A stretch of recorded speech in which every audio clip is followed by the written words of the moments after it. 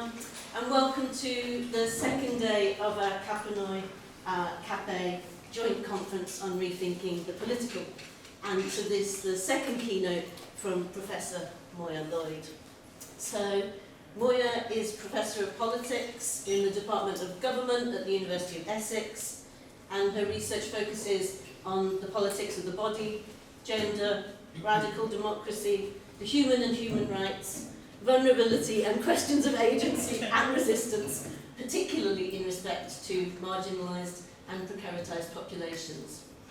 Moya has written extensively and published in many journals and written 7 books, and is a really important figure in the field of political theory, and we're really pleased and grateful to welcome her here today.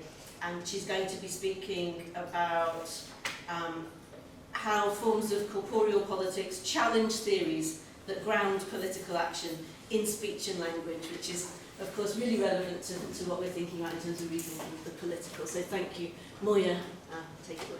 Thank you very much, Sharon.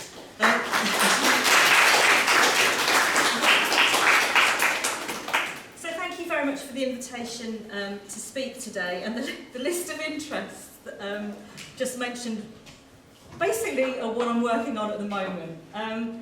I've got a Lever Hume Major Research Fellowship, which is called Rethinking Subaltern Agency. I actually don't think that's what the project is about, really. I'm not using subaltern in the sort of post-colonial sense, and I'm not really rethinking what agency is. I think what I'm doing is mapping different ways in which marginalised subjects act politically. So, and this paper is part of that project.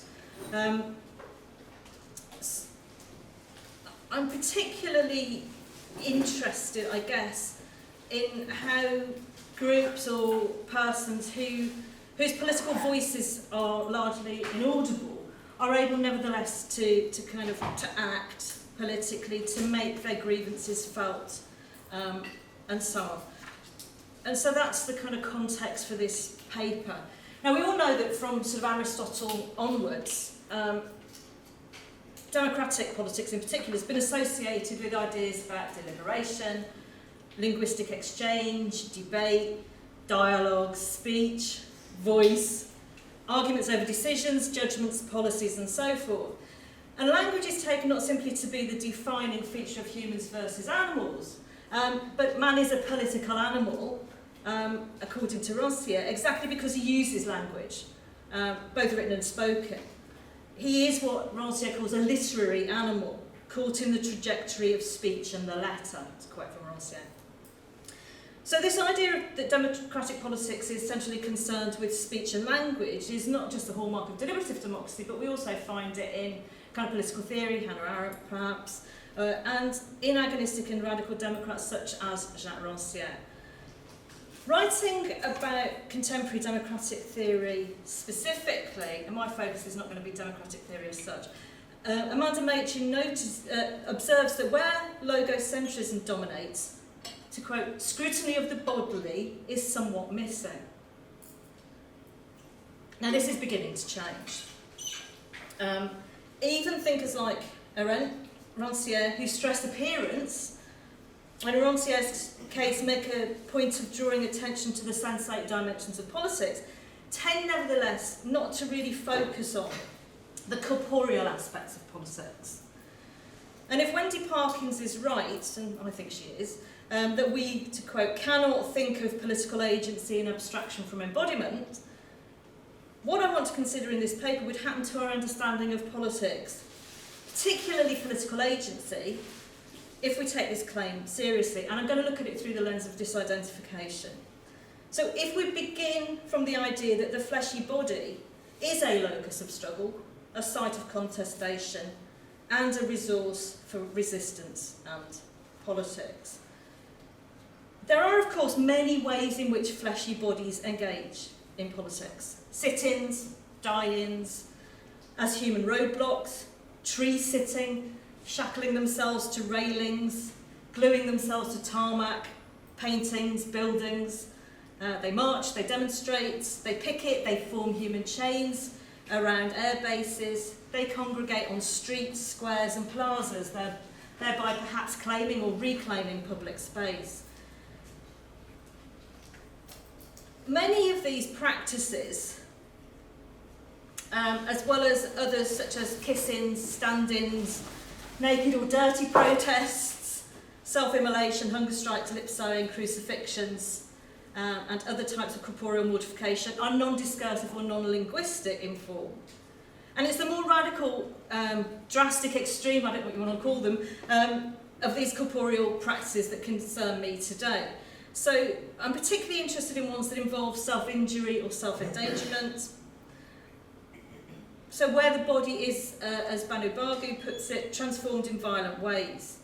So for today at least, my wider work looks at this as well, but for today at least, I'm excluding things like staged violence, so mock crucifixions, or simulated death, so diets. I'm particularly interested in actions undertaken by dispossessed, subaltern or marginalised groups on their own behalf. Because we also have cases of sort of proxy actions where someone will engage in an act of self-harm in protest about what's happening to others or on behalf of others. But I want to exclude those for today. But my aim overall, I guess, is to trouble the widespread assumption in both academic and non-academic literatures that such acts are not political, they're not acts of resistance. So the particular bodily action I'll concentrate on later, the clue is in the image behind, is lip sewing. I didn't put any images of lip sewing up, but you've got the kind of needle and thread. Given the stress in political theory on speech and voice, what, I wonder, does it disclose about political agency to stitch shut the primary speaking organ, the mouth? So, I'm going to start with Jacques Rancière's idea about disidentification. And I'm sort of reading it, if you like, as an account of agency of, I don't know, the excluded, the marginalised. I don't know how familiar people are with Rancière. I know that it was being talked about yesterday, so I guess some people know it, his work well enough. But I just wanted to pick out a few bits that will be germane to what I'm going to talk about. Why disidentification? Well, it's become an important lens within radical democratic theory through which to explore a range of different issues. Questions about identity transformation, self-transformation, democratic becoming, and political agency. Although his are not the only writings invoked when in discussions of disidentification, he has become a go-to thinker in many of them. So, commonly, Rancièrean influence accounts tend to privilege a linguistic or discursive account of disidentification. You know, an approach that sort of fits with the emphasis on literarity in his work. Reference is normally made here to the role of names and naming in Rancière's work.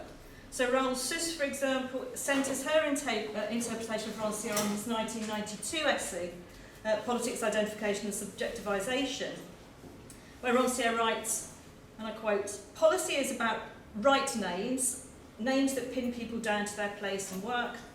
Politics is about wrong names, misnomers that articulate a gap and connect with a wrong."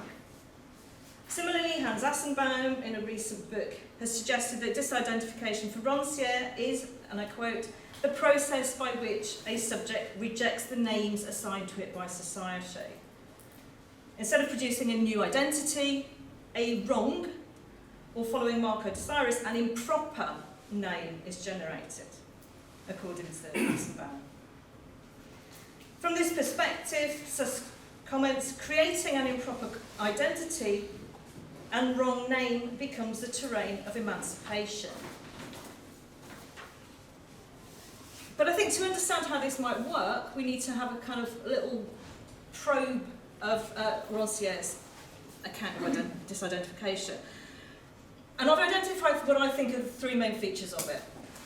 The first is this disruptive challenge by those who should not be speaking.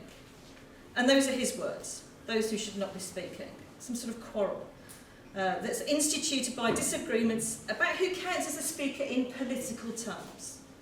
So who has logos and who doesn't.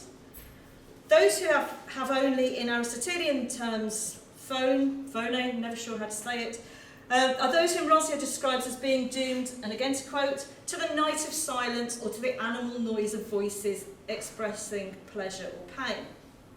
So obviously the latter are not literally incapable of speech, political or otherwise, but their status as normatively defined within a particular distribution of the sensible means that their words, their speech is not immediately recognisable as political speech. Another way to curse this distinction, to capture what Rancière means, is offered by Bonnie Honig, when she notes, phone is the name for the sonorous emissions of the excluded, and logos is the name claimed by the included for their own sounds. So political exchange, political interlocution, disagreement requires noise utterers, if you like, to make their voices heard as speech. Yeah? It requires them to claim logos for what Honig calls their sonorous emissions. The second aspect of it is this refusal to identify with the roles and names the police order assigns. It's not about the assertion of another identity necessarily, it's this process of disidentification, declassification, a putting into question of dominant ways of thinking about the world and of the natural givenness of places within it. So police is Rancière's term, as I'm sure you know, for the hierarchical organisation of society into specified roles, functions, identities, as well as regimes of what's visible and sayable and so on.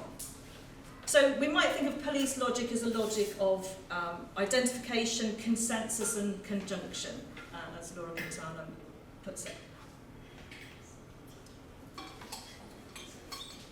Finally, disidentification entails what Rancière refers to as subjectivation. So political subjects are performatively constituted via the declaration of a wrong. And of course a wrong for him it's not an error, it's not about victimisation, it's not about injury or mistreatment. It is, for Rancière, as he puts it, the original structure of all politics.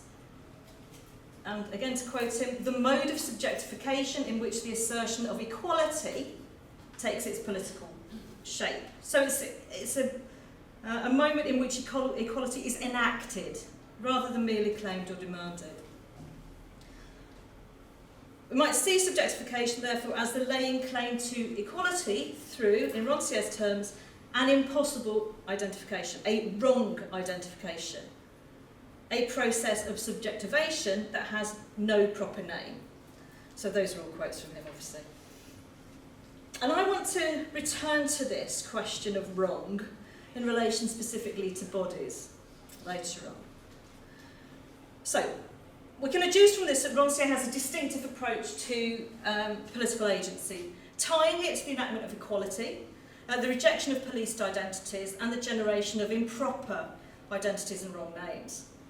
It connects agency to appearance, specifically to the staging, and I love this description of it, which is again Rancière's, of a political break and enter on the part of those who insist on being acknowledged as actors in a situation where they're not actors. A making visible, maybe a making audible of problems and subjects. So we might say that such an analysis foregrounds the role that radical political agency plays in disrupting and unsettling who counts, to borrow Butler's language, in a condition of policed inequality, where equal standing is denied to or experienced by some. Nevertheless, and particularly given the stress on appearance and visibility, there seems to be, to me at least, an element missing from this, and that's the corporeal.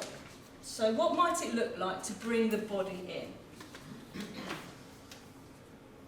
So Rancière has this idea of scenes of dissensus, and he calls them speech scenes. The most recurrent example of this, probably in his work, concerns the plebeians on Aventine Hill, who demanded a treaty with the patricians. The scenography, however, differs between texts, particularly between the ignorant schoolmaster and disagreement. In the former, the ignorant schoolmaster, Rancière stresses the way that Senator Menenius Agrippa speaks to the plebeians as men, and in speaking, thus makes them into men. So it's not a radical claiming by the plebeians. In disagreement, however, he focuses on the way in which the plebeians constitute themselves as speaking subjects and make themselves heard. So that's where the radical claiming takes place. But in both of them, he emphasises the polemical or literary features of the scenes, representing them as, again, a quarrel over the issue of speech itself, as he puts it.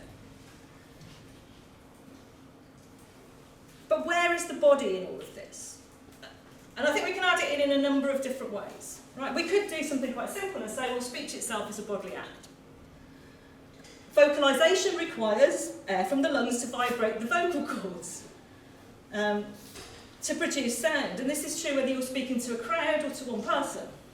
Voice projection involves breathing into the diaphragm to fill the abdominal cavity with air, rather than taking shallow breaths using existing air in the lungs. So bodies are involved. But we could also kind of follow Diana Cool and say, well, it's only as embodied agents that interlocutors assume their place and practice their discursive artistry in public arenas. Just as arguably Menenius and the plebeians did. Couched differently, bodies furnish both the enabling and limiting conditions for deliberation, discursivity and speech. But some feminist critics have also noted, and feminists and other critics, but my work draws mainly on sort of feminist scholarship in this regard, that communication is never entirely reducible to nor commensurate with verbal utterances. Bodies also communicate, sometimes unconsciously, through gestures, movements, facial expressions, sighs, shrugs, so on. I can't speak without doing this, you'll have noticed, right? My body's involved in what I'm doing.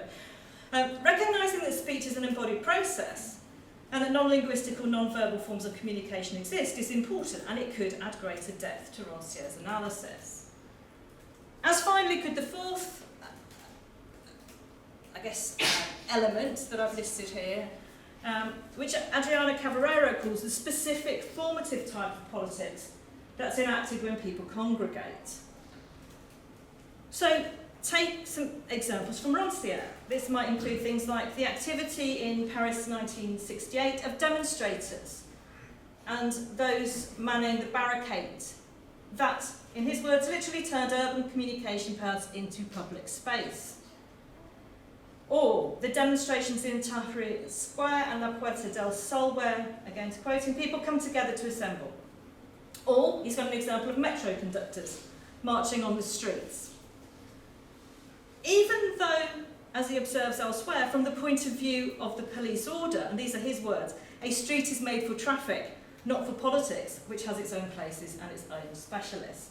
So there's a question there about spaces of politics that I'm not going to engage with at the moment, but that's important, I think.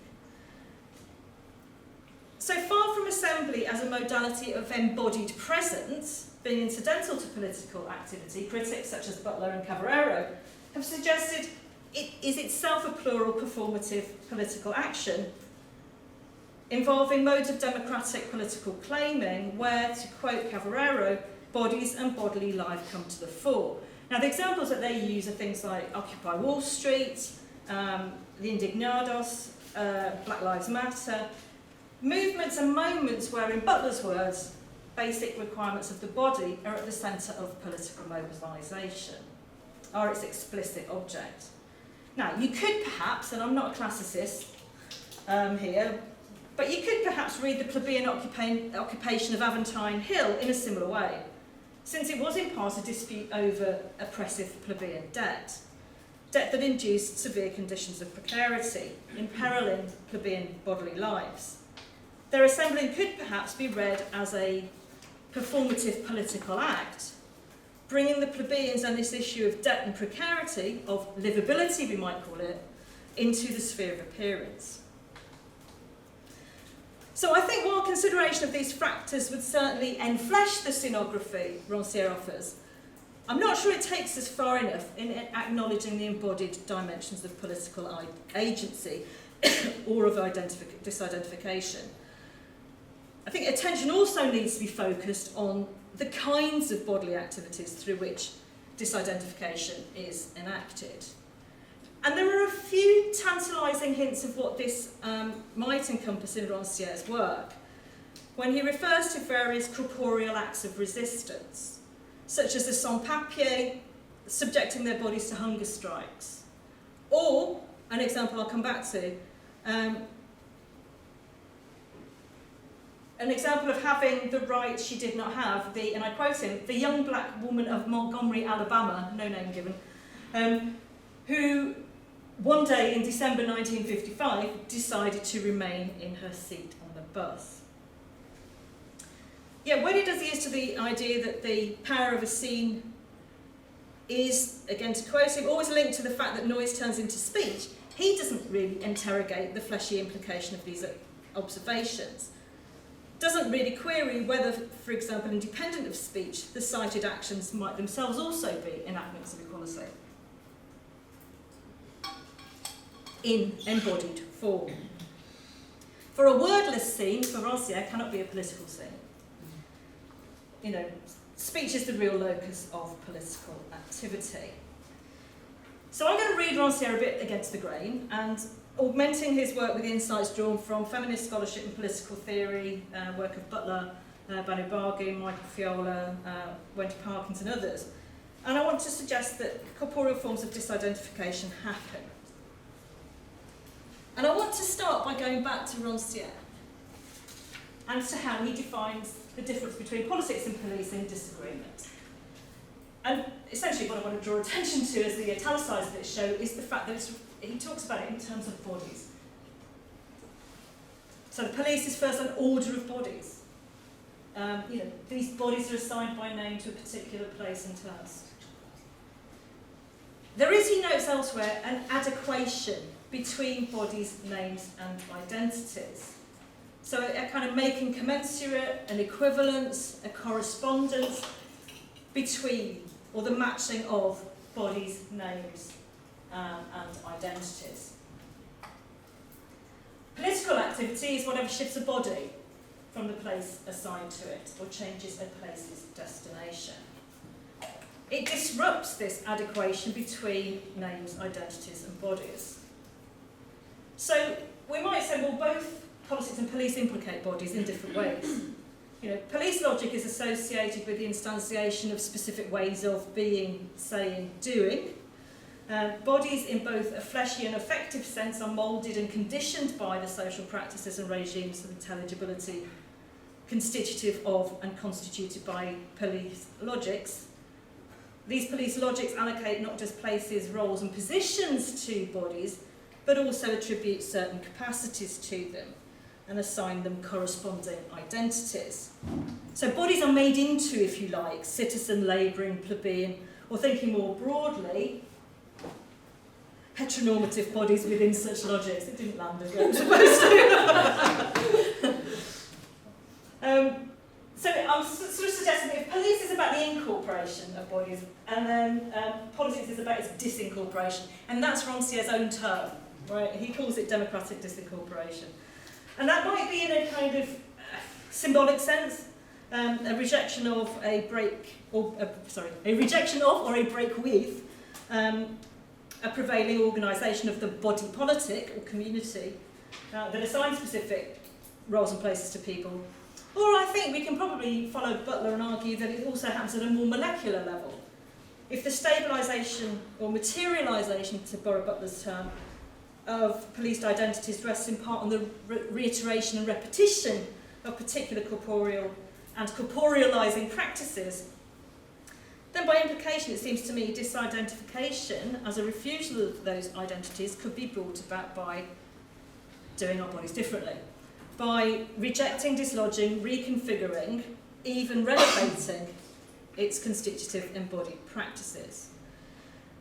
It could be achieved. Laura Quintana talks about this a bit in her reading of Rancière's Proletarian Nights, through everyday kind of quotidian forms of experimentation, micro-political displacement, she calls them, that work incrementally to shift bodies from their assigned places, a sort of gradual form of disidentification that attaches to self-transformation. Or I want to suggest it might also happen through the kind of radical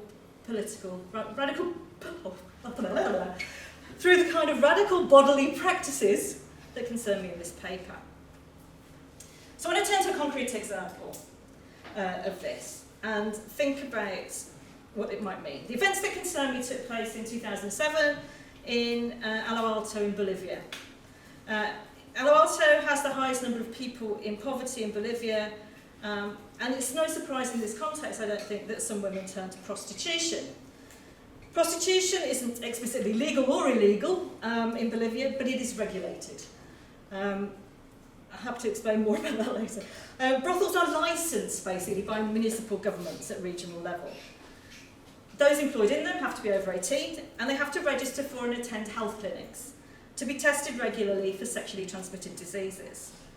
The Ministry of Health then provides these sex workers with health cards, in effect authorising them. Working without registering or failing to routinely attend an STD clinic risks fines and other penalties for both worker and brothel. So sex work is, in Bolivia as elsewhere, is a fundamentally precarious occupation, both financially and literally. As one journalist sought to write, sex workers are poor people struggling to survive, not prostitution entrepreneurs. As I assume it was a dig at neoliberalism. Earnings are low, around $2 per client, and the brothel owner takes a proportion of that. Not working means not eating. Moreover, sex workers are perpetually at risk of violence and exploitation at the hands of the police, brothel owners, government officials and customers. And it's in this context that the events that concern me need to be situated. So citizens of El Alto, this city, had raised concerns about the location of these licensed brothels, claiming they were too close to schools and that they were encouraging crime. And in October 2007, there were 3 days of violent protests when residents set fire to and destroyed some 50 brothels. They burned sex workers' belongings, they assaulted them, with one report saying dozens beaten and mutilated. Although the police were there during these events, they didn't intervene. They just stood and watched. They didn't act against those involved in the violence. The closure of the brothels forced the sex workers into the much more perilous position of illegally soliciting on the streets, where they were both harassed verbally and physically by the police and threatened with arrest. So what did they do? In response, some 35,000 of them across Bolivia went on strike. And in particular, this involved refusing the mandatory health checks. They're required to undergo them every 20 days, and they refused to do them. In El Alto specifically, somewhere between 30 and 50 sex workers, the reports differ, occupied a medical centre and went on hunger strike. Up to 10 of them sewed their lips together. A number of them drew their own blood in order to write political slogans, protest slogans. And quite scarily, the women threatened to march naked down the streets of El Alto and also to bury themselves alive underground if their demands were not met. While partially motivated, obviously, by a desire to be free from harassment, in particular police harassment, the purpose of the strike action, according to the Yuli Perez, who's the Vice President of the Sex Workers Union, the National Organisation for the Emancipation of Women in a State of Prostitution, was to change public perception about their work, about sex work and sex workers. Our ideal world, Perez observes, is one free of the economic desperation that forces women into this business. So a world where infrastructures of livability and life would eliminate the need for women to become sex workers. One woman said, if the government wants to eradicate sex work, they should give us a hand and take care of our children and afterwards provide us with jobs. In the absence of government assistance of this kind, Lily Cortez, who led the El Alto Association of Nighttime Workers, said the women were fighting as mothers and breadwinners for the right to work and for our family's survival. People have to understand that we need to work. I mean, setting aside the outcome, which eventually led to mediation, the actions being called off and a report setting out specific reforms, what stood out to me about these collective actions is their embodied nature, but also the extreme nature of those embodied activities. And I think you can also see, although the strike seems a more conventional form of action, in this particular case, the women withdrew their bodies, and it's, you know, sex work is embodied labour, literally. And so I think you can also see that as an embodied action. But the hunger striking, the lip sewing and so on, all involve different degrees of self-endangerment, self-mutilation, potential self-injury. I mean, you know, hunger striking. You know, if you do it long enough, not only do you get organ failure, reduced muscle function, damage to your immune system, you die. You know, lip sewing requires the mouth to be pierced with a sharp object, causing bleeding, scabbing, and possible scarring. And the things you do for research, I looked at what happened if you drew blood wrong badly. So if you've done it improperly, drawing blood can lead to nerve and tendon damage if the needle's too large or inserted too deeply, the formation of hematomas and damage to veins or punctured arteries if the needle passes through them. So, assuming that women did this themselves and may not have had medical training, there were various forms of risk. So what I want to say about this is that in each instance, the usable, abusable, disposable bodies become the fleshy locus of their struggle. Through the violence the women directed at their own bodies, starving them, piercing them with needles and so on. But I also want to suggest that their bodies became the site of agency and an occasion of disidentification, the means by which they became political subjects. While each of these modalities of action is interesting in its own right, and I've looked at some elsewhere, I want to focus on lip sewing. And I've got three sort of main reasons, I guess. First, dominant approaches tend to depoliticise it. They usually characterise it as non or apolitical, a cry for help. What follows are a series of quotes taken from newspaper reports and other sources. Because those involved don't know what else to do. An act of desperation. A sign of psychological distress. Even an individual pathology, as Bargett puts it. Occasionally, it might be described as an act of symbolic protest or a publicity stunt. And with regard to the case at hand, it was described as a way to grab the nation's attention. Within political theory, those who approach lip sewing from an Arendtian perspective often caution against reading it in terms of political agency, because without the use of words, lip sewing cannot disclose who the actor is. If it's to form the grounds of a new politics, therefore, lip sewing as a political action needs to be acted upon and talked about over and over again, if you're for an Arendtian. Those drawing on a Gambon take a slightly different line, and they associate the actors involved in this with bare life and therefore with a lack of political agency, and recourse to the body is seen largely as signalling the impossibility of politics, rather than seeing it as a political or resistant move. Secondly, it's often assumed to be a practice particular to refugees, which is when I started to write about it, that's what I started to think about. And this, to concentrate analysis on incidents in detention and in border zones. But it's more widespread than that. Gig drivers in Jakarta, activist artists such as Mike Parr in Australia and Pyotr Pavlensky in Russia, prisoners in Kyrgyzstan, Iran, Venezuela and Afghanistan, Venezuelan students, at least one member of Extinction Rebellion, a construction worker in Russia who recorded himself in the act, and the Bolivian sex workers have all sutured their lips shut. And in some cases, Mike Parr also stitched other parts of his anatomy, including eyelids and nose. So I think to do it justice, we need to engage in a located analysis. attentive to the specific context in which such action takes place,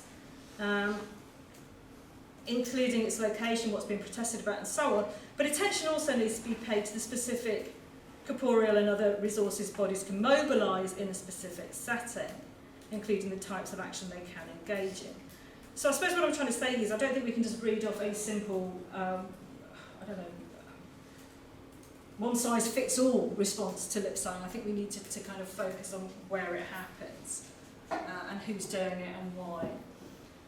But thirdly, it is nevertheless mostly the case, the artists are perhaps an exception, that those who practice it are those who, in Roncierian terms, might be deemed to be incapable of political speech. Those able only to emit noise, or as Mike Fiola puts it, to stammer, roar, groan, or howl. And, sex workers in Bolivia are maligned, discriminated against, overlooked, they're stigmatised, actively blamed for breaking up homes, actively blamed for rising HIV rates. As Yuli Perez puts it, we are Bolivia's unloved. We are hated by a society that uses us regularly and ignored by institutions obligated to protect us. So how might we understand it?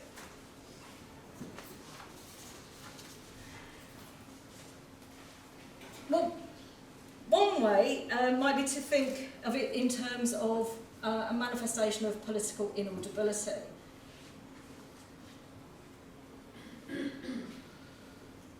One of the features of where people talk about what they've done, they often relate it to the fact that they are not listened to. And kind of Lily Cortez makes a similar claim when she says if we're not immediately heard, we're going to engage in these other actions. Having the faculty of speech isn't a guarantee, as Roncier notes, that specific utterances will be heeded or acknowledged as politically meaningful.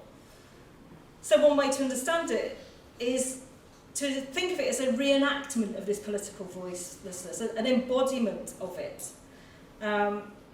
We might see the sex workers in Bolivia suturing their mouths as a way to manifest corporeally their political inaudibility, their inability to speak and be heard.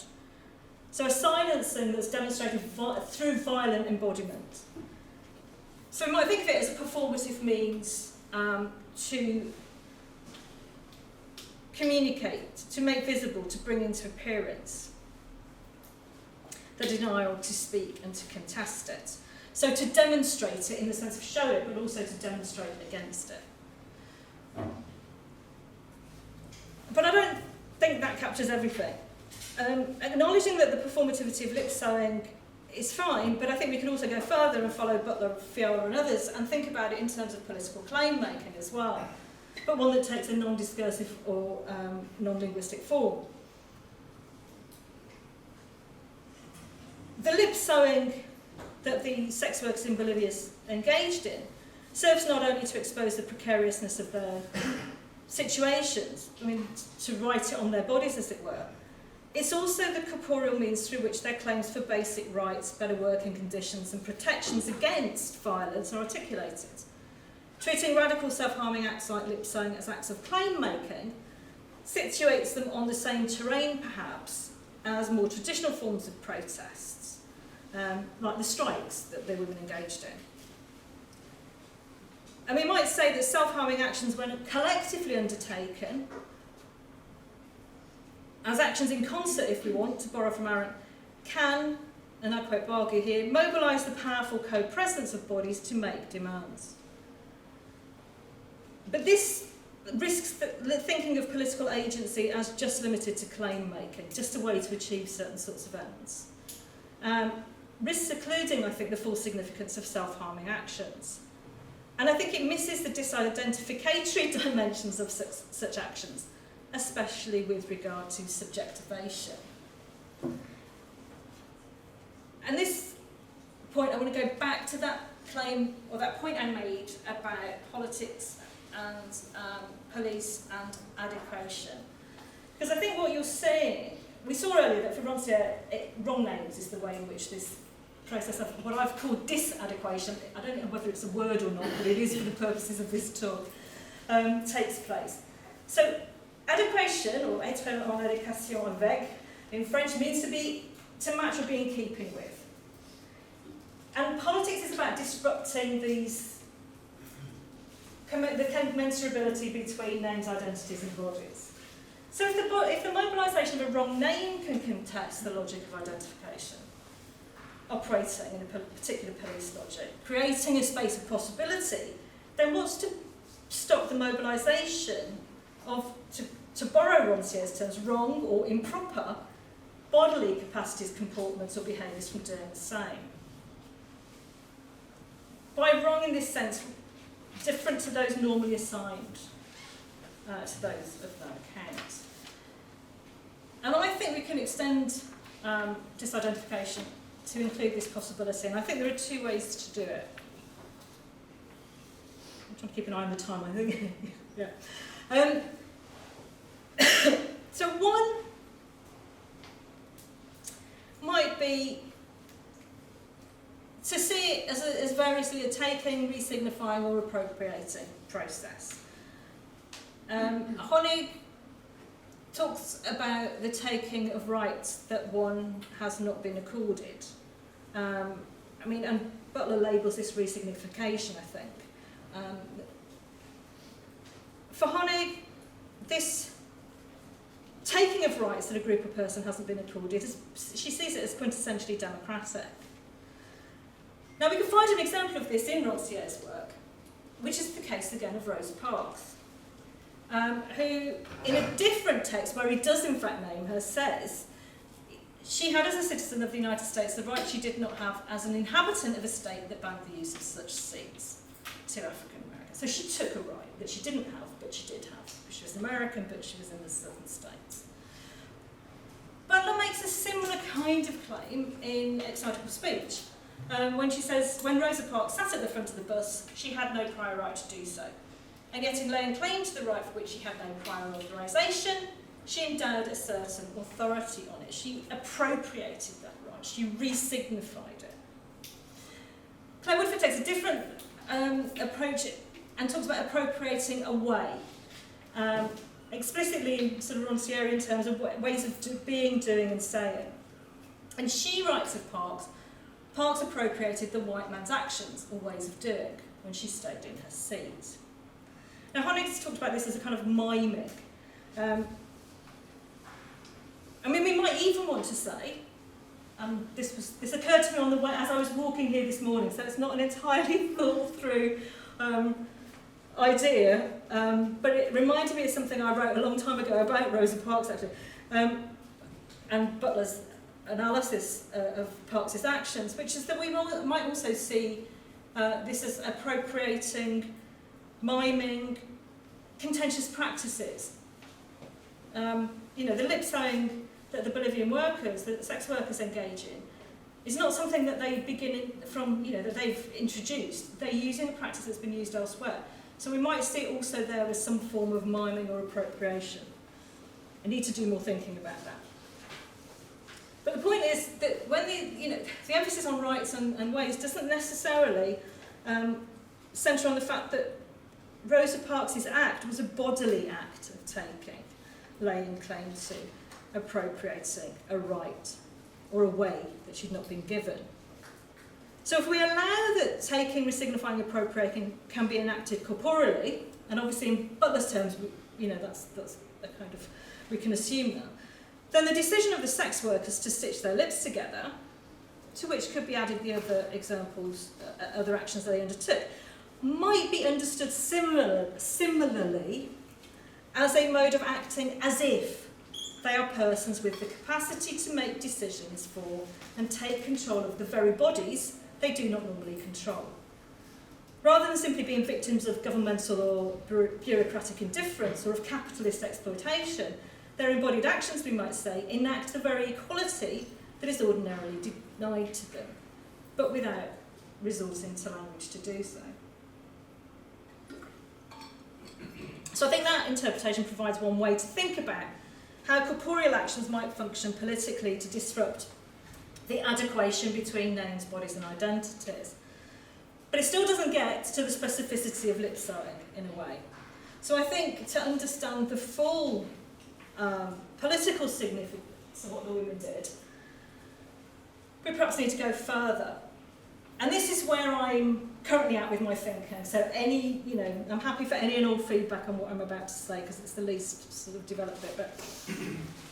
So we've seen that for Rancière, subjectivation is tied to the use of speech, to the turning noise into speech.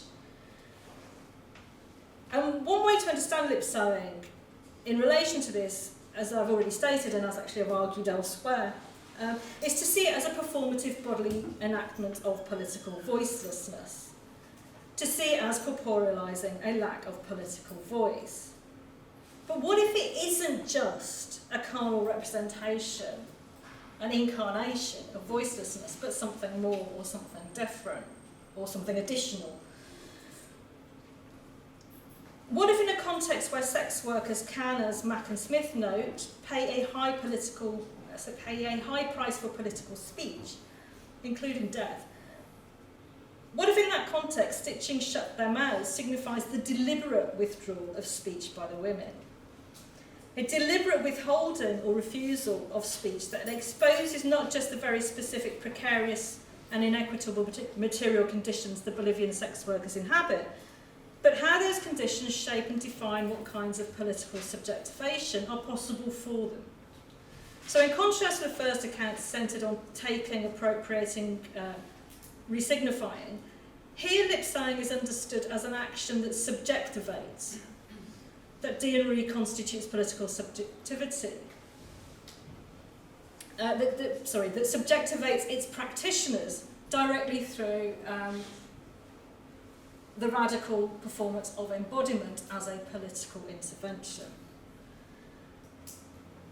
And that quote is from Bargu.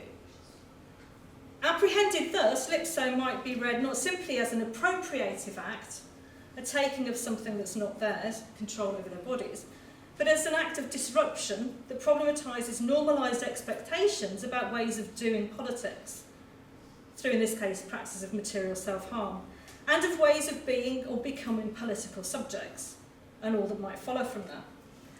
An act that entails refusal of conventional modes of political subjectivation based on speech, but also one that reconfigures the process of disidentificatory disincorporation, to recall Rancière's language, by showing how disadequation, the pulling apart of names, bodies and identities, might be affected corporeally.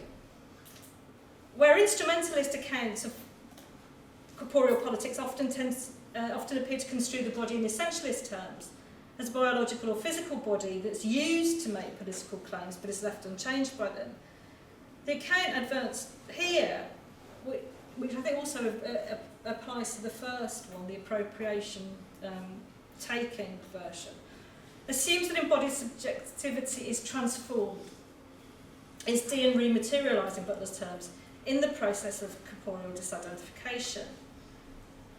So the implication here, drawing from people like Butler, Cavarera, Gilson and others, is that bodily vulnerability is one condition of possibility for agency. And I'm happy to say more about how I understand the body as vulnerable. I'm not going to say that for now. But what I'm working with is the idea that vulnerability, in a bivalent sense, might be the bodily basis for agency. So, my goal in this talk has been to problematise the inattention to the body that marks much political theory by revisiting the account of disidentification outlined by Rancière, and to refigure it as a way to understand the politics of the protesting body. And here I had, I think, two main aims. The first is to enrich Rancière's account of the sensate nature of democratic politics. While ample consideration has been paid to the capacity of politics to shift the prevailing distribution of the sensible, comparatively little attention has been given to, in this context, the place and the role of the body in Rancière's thought. There are a couple of exceptions. A sensate account of politics, however, needs to address corporeality in its widest sense. Second goal, I guess, was to extend what's understood by disidentification beyond speech, to include insurgent corporeal acts. And this has inevitably involve reading Rancière against the grain and introducing elements into the discussion that might not necessarily align with his own account of political subjectivation. Stretching and reconfiguring the account of political agency he offers. But fidelity to Rancière is not my main concern here. I'm rather interested in expressions of agency that expose forms of inequality that might otherwise be invisible. Hence my efforts to rethink disidentification beyond speech. Final paragraph. Acts such as lip sewing will not, of course, necessarily displace speech from its central political and theoretical role. But without attending to the body, to corporeal agency, to radical bodily acts, including lip sewing, hunger striking, self-immolation, crucifixion, etc., to corporeal politics, in particular the corporeal politics of the dispossessed, marginalised and excluded, and without paying attention to how my flesh becomes a locus of political struggle, our understanding of the political and political agency will remain unnecessarily limited. Thank you for listening.